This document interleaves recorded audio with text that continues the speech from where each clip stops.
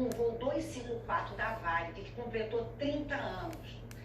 Eu acho interessante nessa tragédia, e vamos falar sobre ela e sobre os vários erros, né, que acabaram causando esse acidente.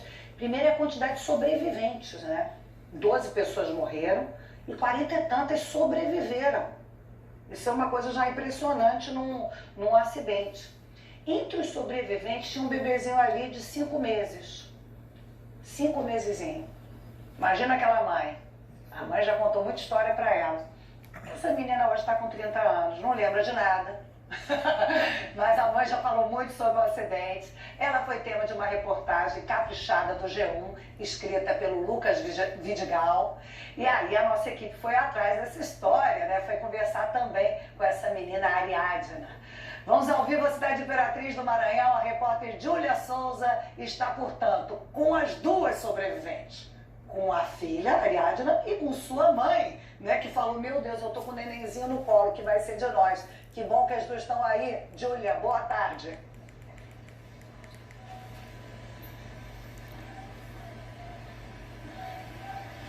Boa tarde para você, Maria. Boa tarde para todo mundo que acompanha o Estúdio I. Como você falou, essas duas sobreviventes guerreiras estão aqui do meu lado e eu vou começar conversando com a Ariadna, que hoje tem 30 anos, mora aqui em Imperatriz do Maranhão e vai falar um pouquinho pra gente, apesar dela não ter lembranças, né? Mas é uma história que te marca muito, né, Ariadna? Boa tarde. Boa tarde. Apesar de não ter lembranças, não ter, graças a Deus, trauma nenhum, mas é uma história que marca porque foi uma segunda chance de vida, né? E toda vez que eu relembro, que eu conto a história, acaba me emocionando, porque um bebê de 5 meses sair sem nenhum arranhão de um acidente de avião e a gente vê as imagens daquela tragédia, de como ficou, é pra emocionar mesmo quem conseguiu sobreviver, né? Você chegou até a pensar, né, em admirar a profissão de aeromoça, né? Isso, eu achava, desde pequena, achava muito bonito e uma profissão que eu achava assim elegante, não vou mentir, e que sempre me inspirou. E eu tinha muita vontade de ser aeromoça e aí, com o decorrer do tempo, acabou que eu não segui esse sonho, acabei me transformando em enfermeira e hoje trabalho com a área de saúde mesmo.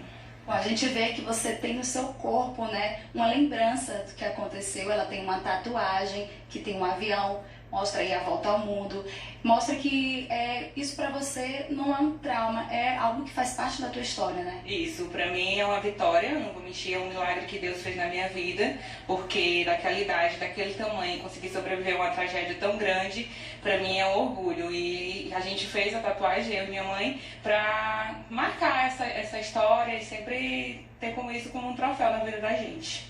Agora, quem tem as lembranças mesmo desse dia é a Regina, que é a mãe da Ariadna. Hoje ela tem 57 anos. A Ariadna estava até dormindo na hora do acidente, né, Regina?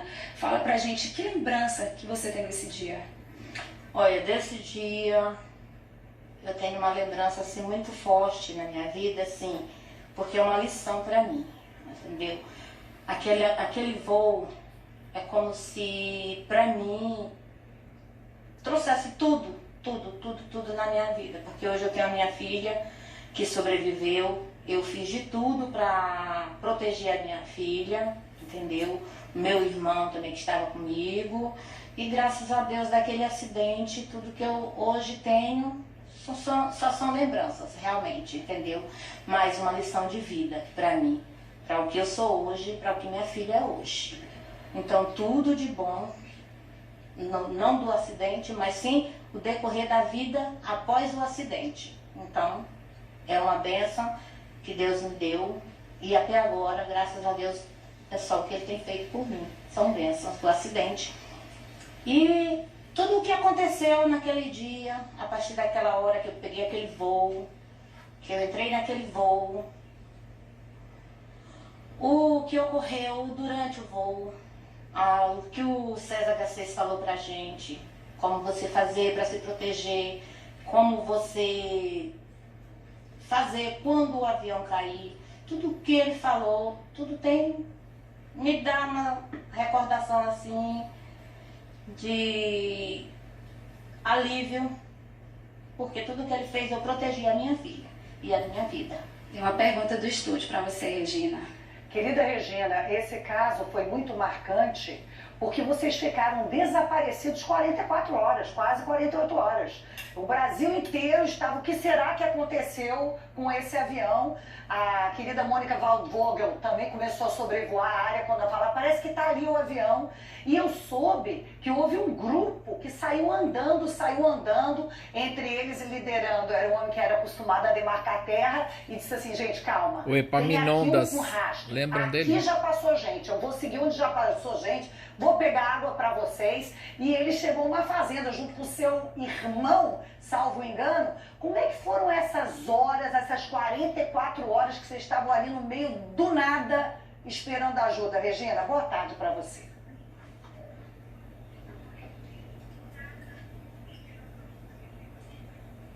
Boa tarde, meu amor. Olha, essas 48 horas, como você fala, foi angustiante, sim, mas foi uma coisa assim que quando a gente conseguiu tirar todo mundo do avião, de dentro do avião e colocar fora do avião, então eu falei com meu irmão, que é realmente o rapaz que saiu para conseguir o resgate.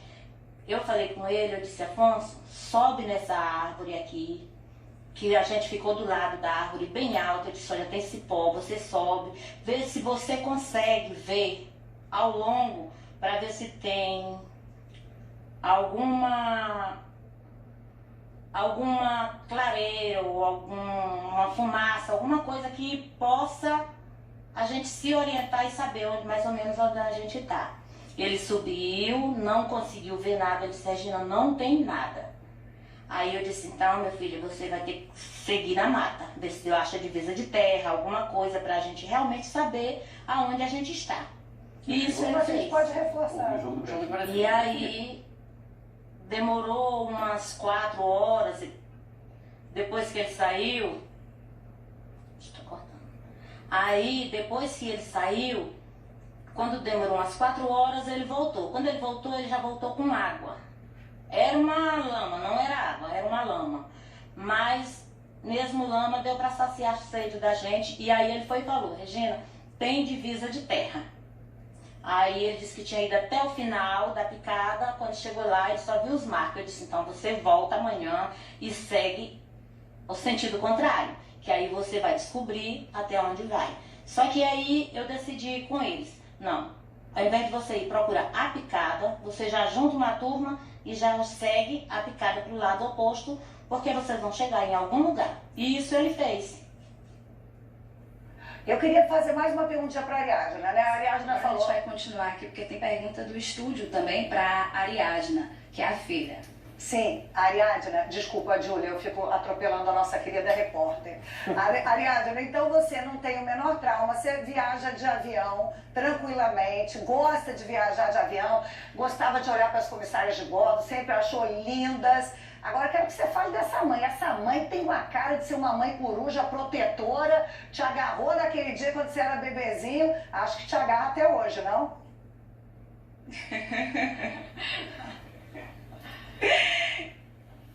Agarra até hoje, é muito protetora.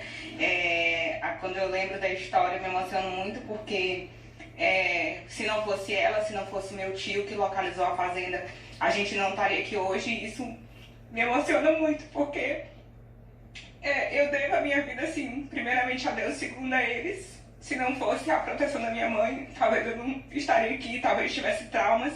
E eu agradeço muito a Deus e realmente não tenho medo de ir no avião, amo andar de avião, amo viajar. E se eu pudesse mesmo, tinha sido aeromoça, não vou mentir, porque eu acho a profissão linda. E realmente, não há trauma nenhum, graças a Deus. Certo, Ariadna, muito obrigada a você, obrigada também a Regina. A gente volta com você aí no estúdio, Maria. Um beijo carinhoso para a Júlia. Desculpa porque eu resolvi fazer todas as perguntas do mundo, mas eu já estava numa curiosidade de conhecer essas duas. Júlia, um beijo carinhoso para você também, querida amiga. Pois é, gente, já está no ar mais um episódio do podcast O Assunto, que tem detalhe por detalhe. Posso falar um pouquinho mais sobre isso, mas antes, vamos ver aqui na janela interativa o recado da Renata Lopretti, que preparou esse podcast para a gente. Oi Maria, amigos do Estúdio I, o assunto hoje é o acidente do voo 254 da Varig, que completa 30 anos nesta terça-feira. Eu converso com a nossa colega Mônica Waldvogel, que fez parte da primeira equipe jornalística a chegar até os sobreviventes no meio da selva amazônica, e também com o Ricardo Galo do G1, que vai explicar como esse acidente impactou o modo como são construídas as aeronaves e também os sistemas de radares que controlam os voos. Gente, a minha saia prendeu aqui só um minuto, porque senão eu vou cair. Peraí. Gente, peraí, não. Foi. Prendeu mesmo. Não, não, prendeu e eu ia cair. Eu ia cair. De novo. O que aconteceu nesse acidente? Né? Assim, eu acho importante que o telespectador pode estar se perguntando. Os analistas de risco costumam dizer que um acidente de avião não acontece por um motivo, é uma sucessão. Nesse caso, o que aconteceu? Tinham acabado de mudar o sistema. Antigamente, era o piloto que botava ali o plano de voo, quantos graus, o destino. Você digitava a rota manualmente. E aí houve uma mudança de sistema e vários pilotos, não só o comandante Garcês, erravam, porque não, em vez de ser 0,27 a 270, era para ser 0,27, vou resumir. Muitos pilotos entendiam que era 270 graus e digitavam 270 graus, porque tinha mudado, acabou de mudar o sistema.